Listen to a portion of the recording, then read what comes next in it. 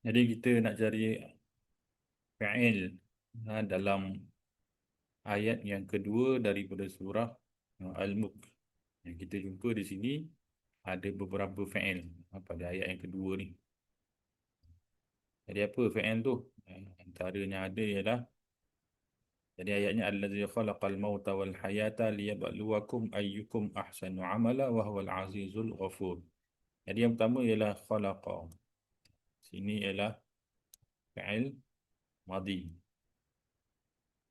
Jadi fa'il madhi ni ciri-cirinya sas, iaitu dia 3 huruf.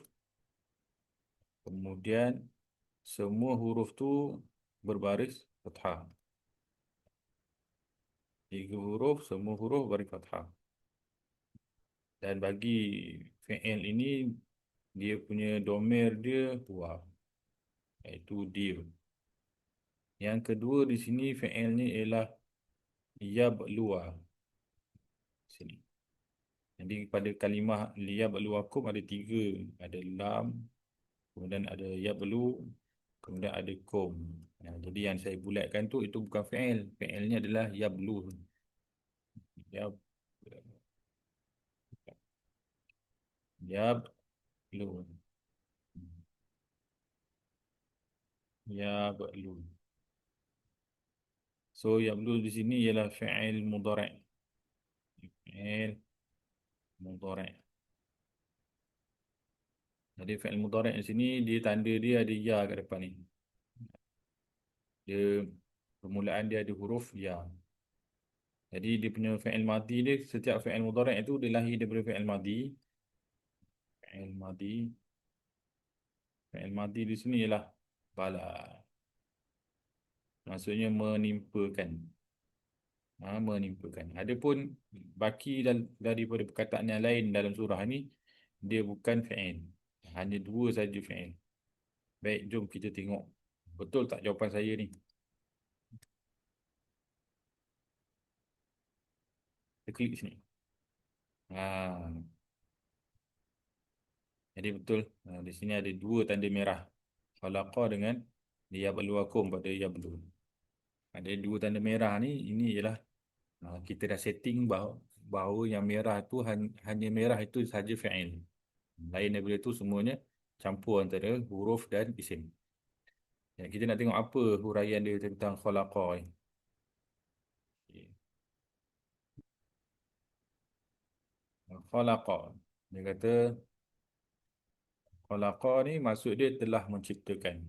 Sebab dia ambil daripada sini. Menciptakan, menjadikan. Sini kata mentakdirkan. Tafsir pimpinan tu. Mentakdirkan, yang menetapkan. Kemudian fi'il dia madhi. Basic lah 3 huruf. 3 huruf semua baris atas. Kemudian dia punya pattern dia fa'ala. Ini basic ni. Kata akarnya sama-sama khalaqa. Kemudian di dalam khalaqa itu ada domir yang tersembunyi. Iaitu huwa. Merujuk kepada Allah. Apa domir mustatir? Itu tak ada perkataan yang zahir. Tapi tersembunyi. Itu untuk khalaqa. Jom kita tengok kataan yang seterusnya, iaitu liyabluwa tadi. Liyabluwa. Macam saya sebut, liyabluwakum ni, liyabluwakum dia sini ada 3 kalimah, ada li dengan kum. Tengah-tengah ada yablu. Fi'ilnya ialah yablu. Li itu huruf, kum itu domir. Jadi tambahlah. So dia sebut gabungan.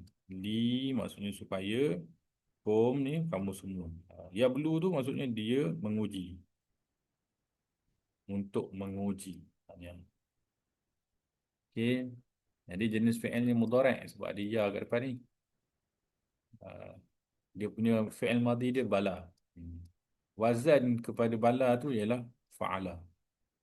Jadi bala ni maksudnya menguji, menimpakan, uh, me, apa, menurunkan bala. Macam itulah. Boleh. Okey. Adapun yang lain, dia tak ada. Kalau al-lazi kategori dia isim mausul. Ini isim mausul. Al-maut, ini isim lah. Cuma dia jadi maf'ul bih kat sini. Kepada khalaqa. Wal hayata dua kalimah. Wa dengan hayah. Ayyukum pun dua kalimah. Ayyu dengan kum. Ahsan. Ini isim yang lebih baik. Isim tafdil istilah dia. Kemudian amalan. Sini ada tanwin. Ah, wa huwa dua kalimah. Wa dengan wa dan dia. Al-Aziz yang maha perkasa, yang maha mulia. Al-Ghafur yang maha pengampun. Jadi itu ialah daripada huraian ayat yang kedua.